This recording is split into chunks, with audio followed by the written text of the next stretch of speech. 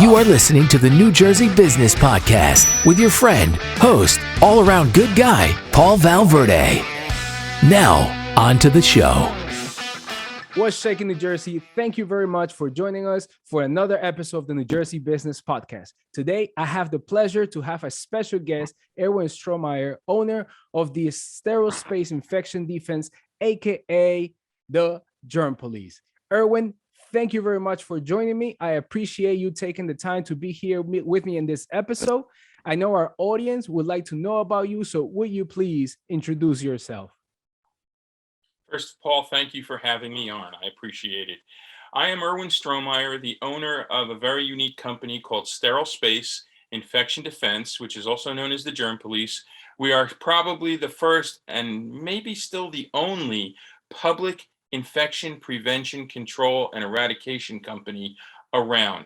What we do is we make your space as germ-free as possible for a whole year by the services we provide. We are located in West Orange, New Jersey. We can be reached at 973-714-8288. And if you want to contact me directly by email, it's Irwin, IRWIN, at sterilspace.com. That's STERILESPACE.com. Now, Erwin, this is a very unique industry you're in. And you said that you are pretty much the pioneer in this area for this type of business. Will you please tell me and share with our audience how is it that you got into this industry? That's an interesting one. Well, first of all, I'm the son of a physician, a dermatologist, or for those who aren't up on it, a skin doctor. So I've always known a little bit about, I got an infection because of this, that, or the next thing. But it wasn't really until my father became terminally ill that I really started to learn more and more about infections, especially the ones he was catching. I kind of decided to make it my life's work when I saw how biologically contaminated everything is and how easily we get sick just by going about our daily routines. And I discussed this idea with my father, and he goes, "It sounds like a great idea if you can put together a program that works." And I showed him some things I was thinking about, and he reviewed the efficacy of certain products and things. And he said, "If you can put a program like this together that people will use, you're really going to help a lot of people from getting sick." Now, unfortunately, he did pass away a few years back from 4 different super infections. Wow. They had him on various different high-powered antibiotic drugs and everything, and he still kept getting sicker and sicker until it was over. But I really love what I do in infection control, even though I've done other things in my life, because doing this, I can really see how my effort helps a lot of people. Case in point, I do lots of childcare centers. And my child care center clients, ever since I've been doing this since 2013. So I did not create this company because of the pandemic. I am not a pandemic profiteer. I am an honest to goodness, original business that really works at keeping people healthier and safer. And my clients in the child care industry report to me in writing a reduction of infection issues from between 50 to 70%. Wow. In comparison to before using our Healthy Child Zone program. So we know it works. We've got years of proof that it works. And we have clients that will swear on a stack of Bibles that what we've put together is the best thing they've ever seen when it comes to infection prevention services. Yeah, definitely those percentages in child care centers is admirable. When you consider that other doctors have been quoted on the internet saying that childcare centers are the open sewers of the 21st century, they're not kidding. I mean, when I first started doing this, all we did was go in and spray an antimicrobial product. And then we figured out that, wait a minute, everything has to be virgin clean so that it really does bond with a covalent or quote unquote molecular bond to the decontaminated surfaces. Because if not, you can wash it off. If it's applied properly, we warranty it to last for a year as part of our service. And so it's a once a year service, and it has helped so many schools. I mean, all you'd have to do is go to our website and look under testimonials. There's video and typewritten testimonials, and our clients love us because of what we do and how we respond. We also do a lot of education with their teachers. We have a free, well, as long as you're in a current contract, a free hand washing training course. And very shortly, we're starting up a proper decontamination methods course to show them the easiest but most effective way to keep their surfaces, their toys, their furniture, whatever it is that they're handling, as clean as possible, so that the coating that we have applied will be right there at the top of everything to kill the new germs that come into contact with those items. So, Erwin, you've been in business since 2013. Yes. When did the name Germ Police come up? Was it from the very beginning, or was it along the ride? It was along the ride, actually. Originally, this was our only logo, and I would have it on either button-down shirts or polo shirts, and I would walk into a school. This is all pre-pandemic, by the way. Yeah. When you could just knock on a door and walk in, and I would talk to the owner, and I would take a special meter that the Centers for Disease Control used to go around and test certain surfaces. And as I would do that, inevitably some young child, a little boy, a little girl, would walk up to me and say, "Excuse me, are you a policeman?" And I would have to say, "No, I'm sorry, buddy. I'm just here to see if you have germs here." And they would go, "Oh, you're the germ policeman then." So after hearing that for like 5 years, I said, "You know what? I better grab that name before somebody else does." And that's what I did. I went online and I filed with the state of New Jersey an alternate corporate name of the Germ Police. And after I did that, I called a company that makes police badges, and I said, "Hey, I know you're going to think I'm crazy, but this is what I do for a living. And I was wondering if I could get a badge that says that." And they said, "Well, yeah, as long as you follow certain guidelines, it's not a problem." So there we are. It is. For those folks joining this via video, there it is. And I can tell you that, like, when we, or I should say, was trying to go into certain types of childcare centers, you'll have a receptionist who maybe is trying to keep salesmen out, which is very understandable, even when there's not a pandemic going on. Yeah.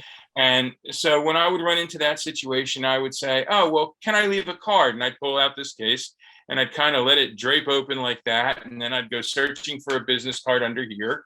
And by the time I look up, all I'm seeing is them running down the hall to get the owner, saying, "The police are here." I'm like, wait. No. We're just the Germ Police. We just go after the germs. We don't go after people.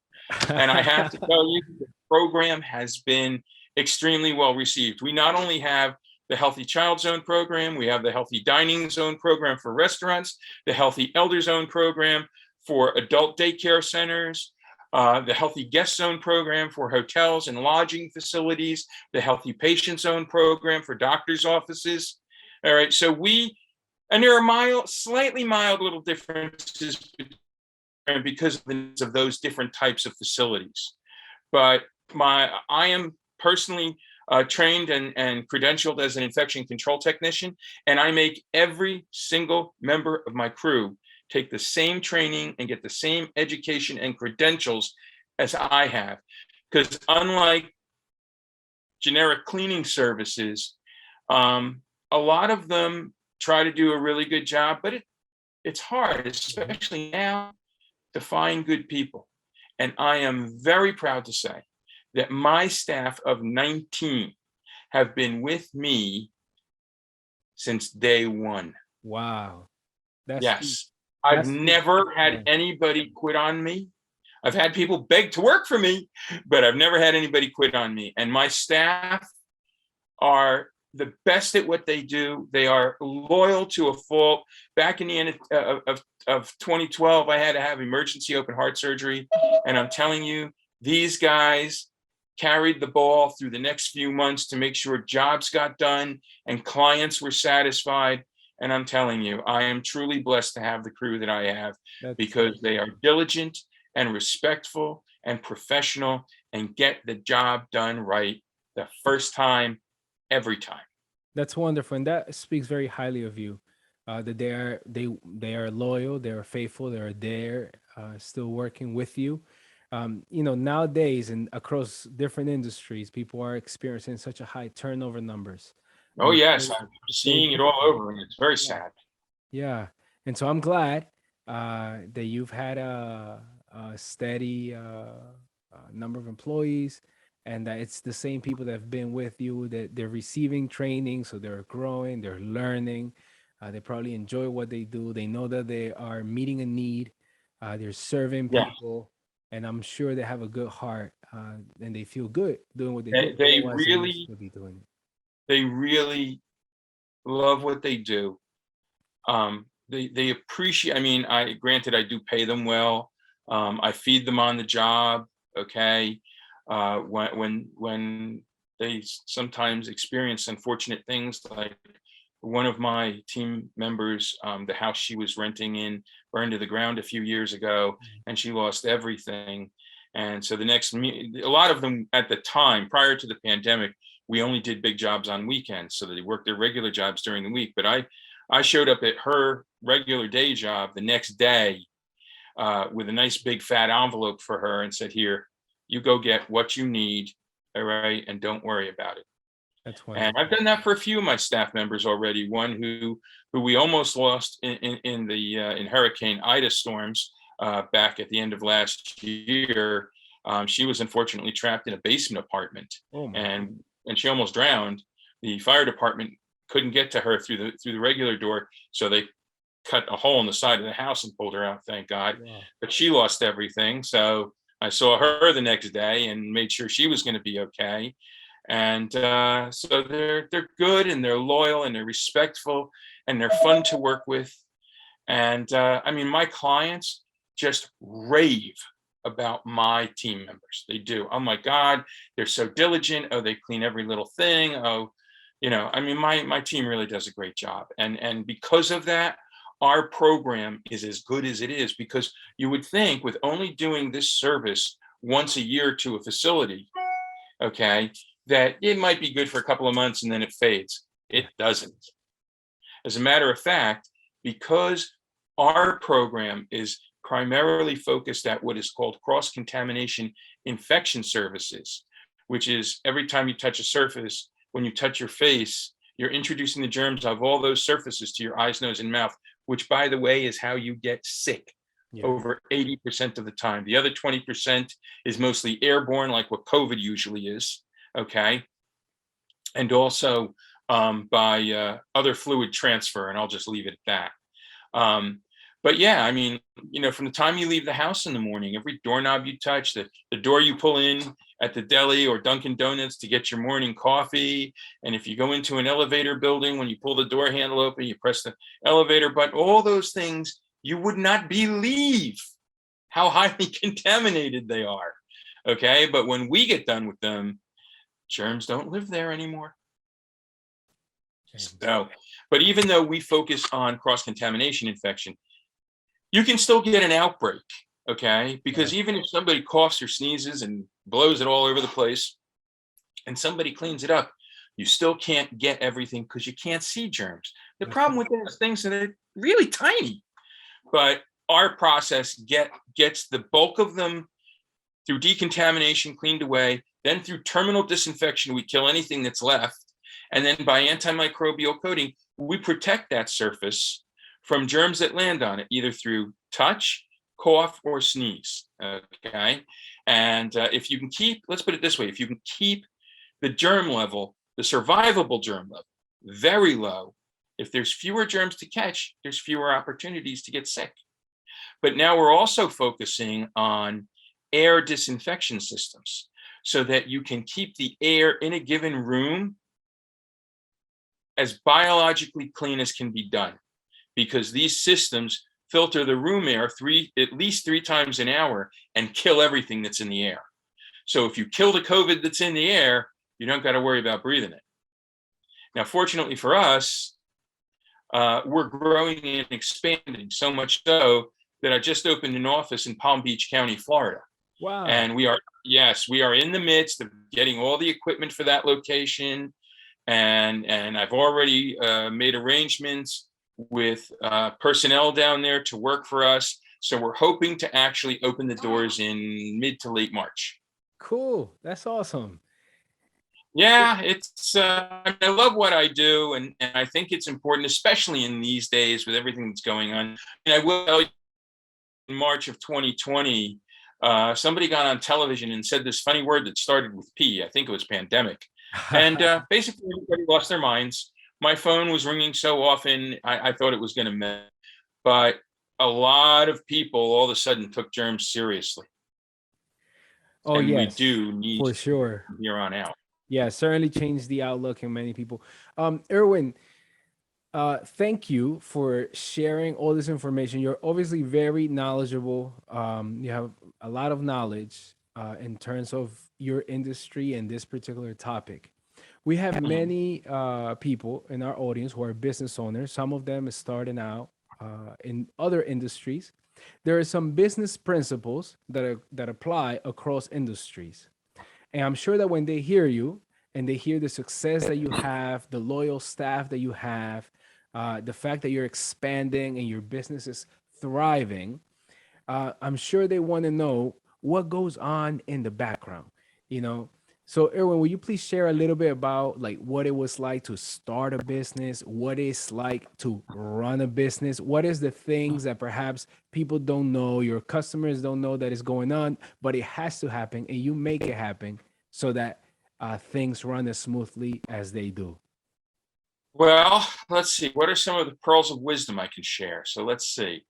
First of all, if you're going to open a business, I mean, yes, there's lots of room in the market for multiples of each thing in each industry, but you don't want to pick a business that either A, you've got zero knowledge about or zero experience in. That's the kiss of death right off the bat. You want to pick something you know something about.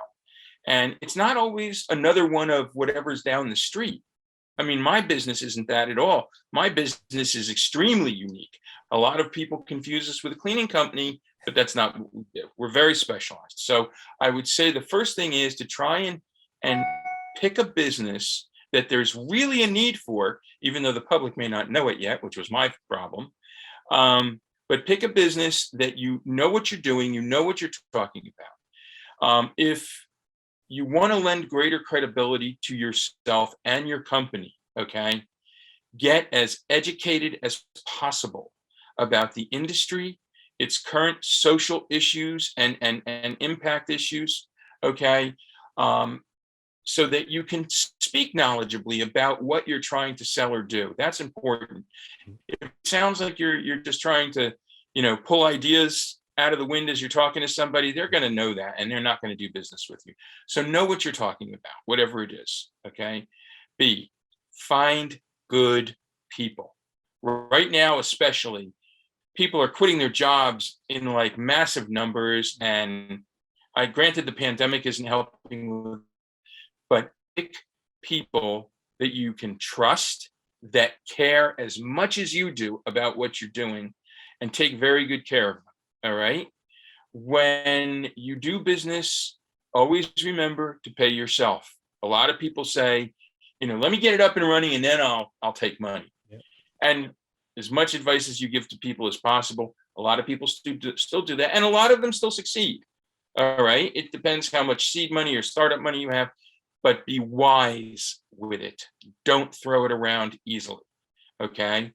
Well, because of the pandemic, it's kind of hard to do what I'm about to tell you, but try and get involved in some of the business associations in your region, whether it's the local Rotary Club or maybe the township Businessmen's Association or Business Persons Association. All right. Try maybe and join some national organizations. I belong to a couple of different national organizations related to healthcare, because basically what we do is a form of healthcare. Yeah. Okay. So it's important, know what you're talking about, get credentialed, all right, or get the education you need, find the right people, pay a fair wage, but don't forget to pay yourself every week. Okay. And try to really educate your potential clientele. I do email blasts weekly, if not more frequently, Yeah. to try and share information about what's going on publicly when it comes to infection and stuff like that. So try and use all of the tools at your disposal to spread the word about your company. Folks, I hope you're paying attention. All of those were write-and downers. Those were really good advice from the beginning to the end. If not, I advise you to rewind this episode and listen to that portion again. There's really good advice. Erwin, thank you very much for sharing those nuggets of knowledge, those words of wisdom. Our audience, as well as myself, appreciate that very much. Erwin, another My question I pleasure. have for you is you mentioned the different programs that you have in place. Will you please go Mhm. over each of them again? I know you mentioned some that are more focused in school and Well, doctors' offices, an etc. Will you example, please go over them? sure. The Healthy Child Zone program was originally, we came up with that for child care centers, but it's really any child type of facility. So whether it's a child care center, whether it's an arcade, whether it's a children's gym, anything that does with children is the Healthy Child Zone program.